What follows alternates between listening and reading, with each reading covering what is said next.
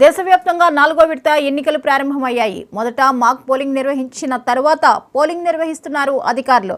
96 లోక్సభ స్థానాలకు ఎన్నికలు జరుగుతున్నాయి. మొత్తం 10 రాష్ట్రాల్లో బరిలో 1717 మంది అభ్యర్థులు బరిలో ఉన్నారు. అత్యధికంగా సికింద్రాబాద్లో 45 మంది అభ్యర్థులు పోటీ పడుతున్నారు.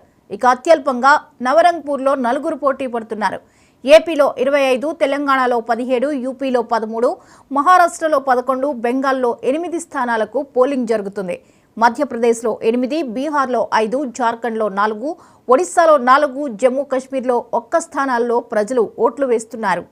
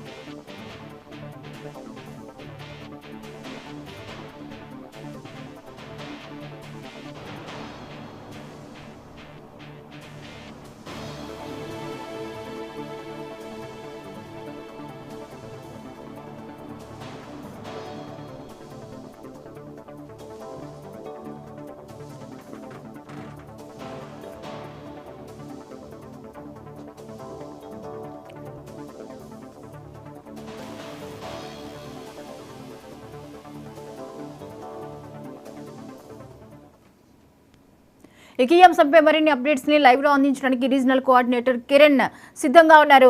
కిరణ్, చెప్పండి, పోలింగ్ కేంద్రాల వద్ద, విశాఖలో పోలింగ్ కేంద్రాల వద్ద పరిస్థితి ఏ విధంగా ఉంది? అసలు అక్కడ ఏర్పాట్లు అవి ఎలా ఉన్నాయి?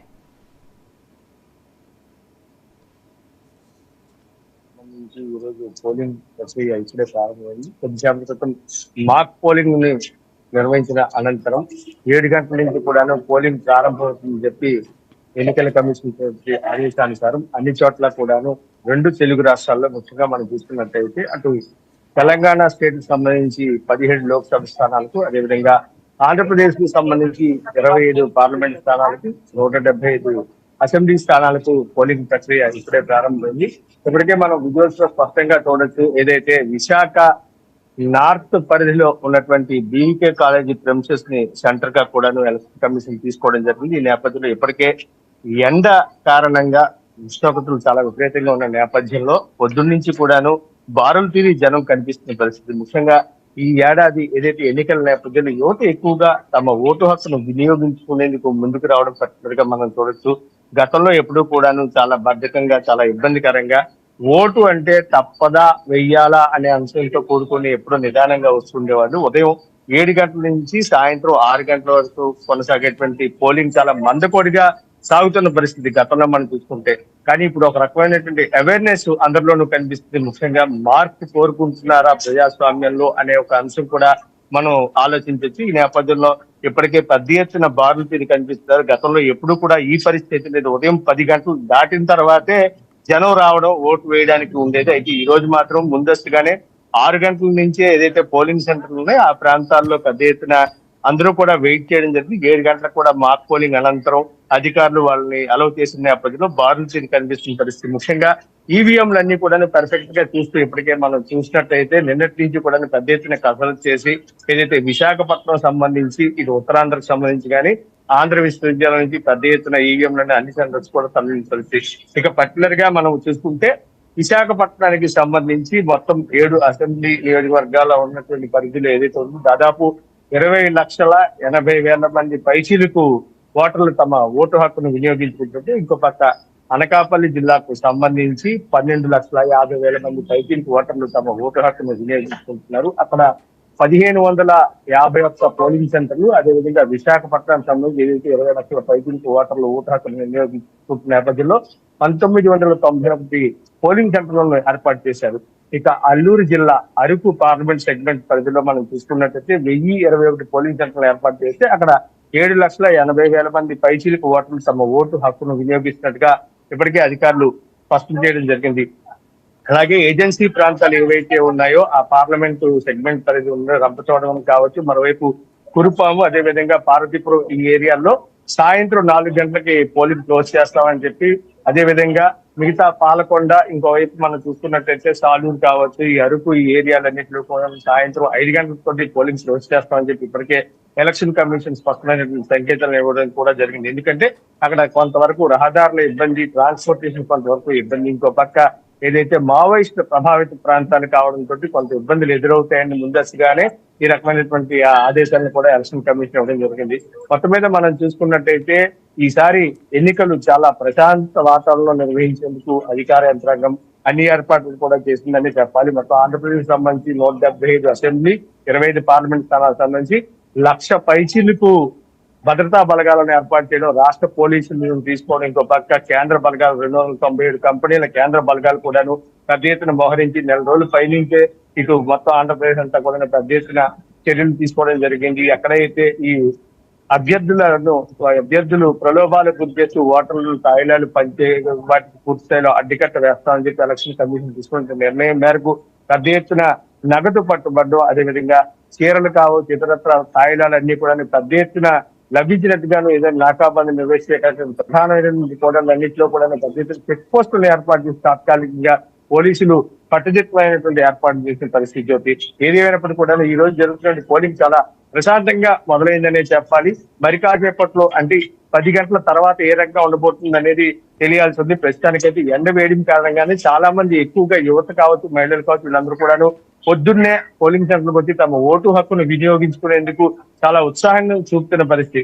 ఇంకో పక్క ఏర్పాట్ల విషయానికి వస్తే అక్కడక్కడ సెంటర్స్ దగ్గర మనం చూసుకోవచ్చు, విజువల్స్ లో మగవాళ్ళకు వేరేగా, అదేవిధంగా ఆడవాళ్ళకు వేరేగా, వికలాంగులకు వేరేగా క్యూ లైన్లు ఏర్పాటు చేశారు. ఇంకో పక్క ఎండ తీవ్రత తట్టుకునేందుకు టార్పాలిన్ షెల్టర్ ఏర్పాటు చేయడం, మరోవైపు ఎండ కారణంగా తాగునీటి సమస్య లేకుండా ఎక్కడికక్కడ వాటర్ ఫెసిలిటీ ఏర్పాటు కూడా చేయడం జరిగింది.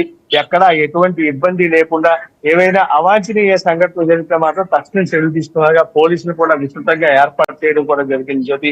ఏదేమైనప్పటికీ కూడా ఈ రోజు సాయంత్రం 6 గంటల వరకు కూడా చాలా ఎక్కువగా అంటే మెజారిటీ ఆఫ్ పర్సెంటేజ్ ఓటింగ్ జరుగుతున్నటువంటిది అధికారులు భావిస్తున్న పరిస్థితి. గతంలో మనం తీసుకున్నట్లయితే 2019 అయితే 79% ఓటింగ్ జరిగింది మొత్తం స్టేట్ వైడ్ గా అని చెప్పి ఎలక్షన్ కమిషన్ గతంలోనే చెప్పడం జరిగింది. అయితే ఈసారి అంతకు మించి నమోదయ్యే అవకాశం ఉందా కిరణ్? గతం కంటే కూడా ఈసారి ఎక్కువగా నమోదయ్యే అవకాశం ఉందా?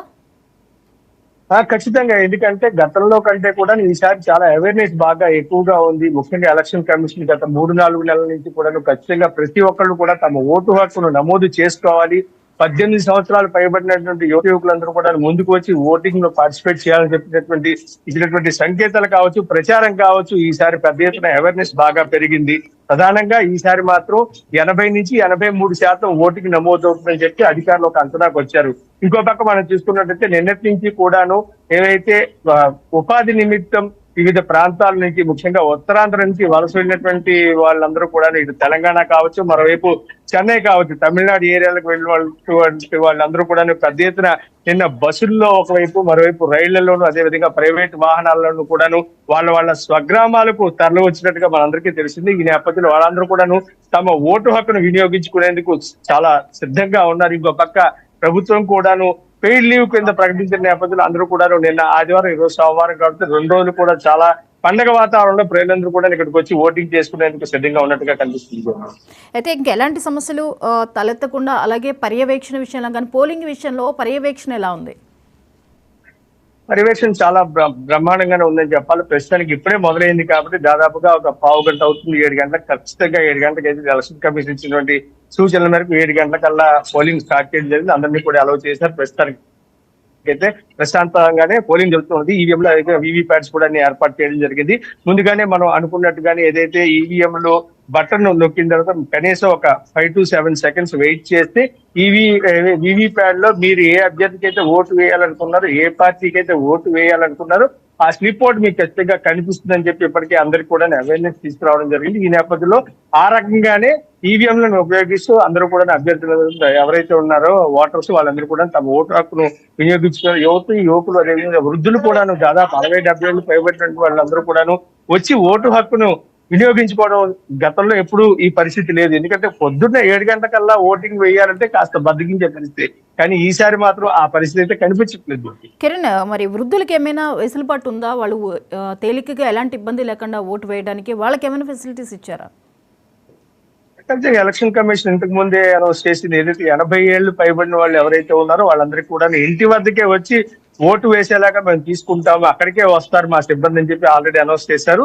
బిలో 8 years ఎవరైతే ఉన్నారో అంటే నడవగలిగిన వాళ్ళు, ఎటువంటి ఇబ్బంది లేని వాళ్ళు ఎవరైనా ఉన్నారంటే వాళ్ళు ఖచ్చితంగా పోలింగ్ సెంటర్ కు వచ్చి ఓటు వేసేందుకు కూడా వాళ్ళకి పూర్తి స్థాయిలో అవకాశం కల్పించారు. వాళ్ళకి ఎటువంటి ఇబ్బంది లేకుండా వాళ్ళకి కూడా సపరేషన్ చేసి ఇక్కడ క్యూ లైన్లు కూడా ఏర్పాటు చేయడం. అదేవిధంగా డిజేబుల్డ్ పర్సన్స్ ఎవరైతే ఉన్నారో, ముఖ్యంగా వికలాంగులు కావచ్చు, ఫిజికల్ హ్యాండిక్యాప్డ్ వీళ్ళందరూ కూడాను ప్రత్యేకంగా వాళ్ళకు కూడా సదుపాయాలు కూడా ఏర్పాటు చేయడం జరిగింది. కాబట్టి ఎవరికి ఎటువంటి ఇబ్బంది లేకుండా అందరూ కూడా ఓటు హక్కును విజయవంతంగా వాళ్ళు వినియోగించుకునేలాగా ఎలక్షన్ కమిషన్ ఈసారి మాత్రం ఖచ్చితమైనటువంటి ఏర్పాట్లు చాలా హ్యాపీగా అందరూ ఫీల్ అవుతున్న పరిస్థితి.